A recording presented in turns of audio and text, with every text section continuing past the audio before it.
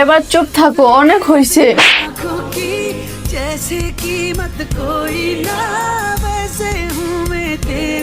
এক থাপ্পড় খাই ঠিক হয়ে গেছে, মানুষ হইবা না যাইবা কই।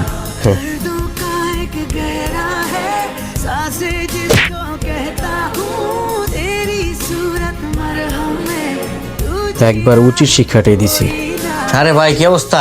ভালো ভাই, আপনার? এই তো ভালো।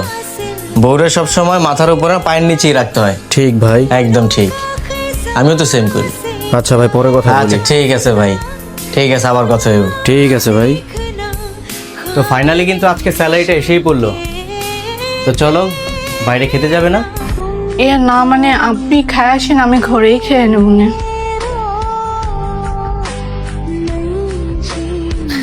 এই চলো না, আমরা আজকে বাইরে খাইতে যাই। কেন, ঘরে কি খাবার রান্না করে নাই?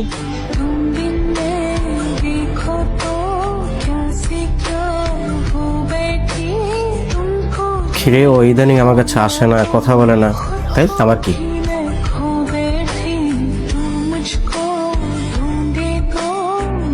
কিরে ও কই গেল? মনে হয় ওয়াশরুমে গেছে। থাক, আসবোই না, আমি ঘুমায় থাকি। দূর, এখনো পর্যন্ত আসে নাই? কয়টা বাজে? এখনো পর্যন্ত আসে নাই?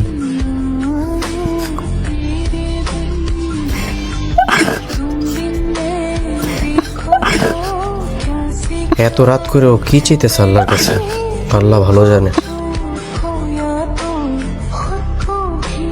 কই যেতেছো? চা খাবেন না? আপনার জন্য আমি চা নিয়ে আসি। যাওয়া লাগবে না, বসো এখানে, একটু কথা বলবো তোমার সাথে। আচ্ছা, তুমি কি আমার প্রতি অভিমান করে আছো? অভিমান? এখন আমি সব অভিমান আল্লাহর কাছে বলি। না, আমি দেখলাম গতকাল রাতে তুমি নামাজে বৈশা কান্না করতেছিলা, আল্লাহর কাছে এমন কি চাইলা? একটা সময় ছিল আমার, আমি আল্লাহর কাছে চাইতাম খুব সুন্দর একটা পরিবার হোক আমার।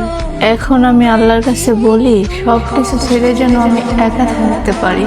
নিজের বউকে এতটা কষ্ট দিও না যাতে তার মোনাজাতে তোমার জন্য বদদোয়া থাকে।